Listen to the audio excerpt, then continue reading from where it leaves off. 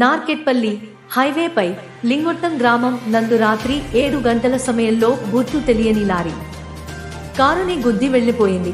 కారులో 2 వ్యక్తులు, 60 సంవత్సరాల ఒక వృద్ధురాలు లింగమ్మ మరియు 28 సంవత్సరాల ఉమామహేష్ గాయపడినారు.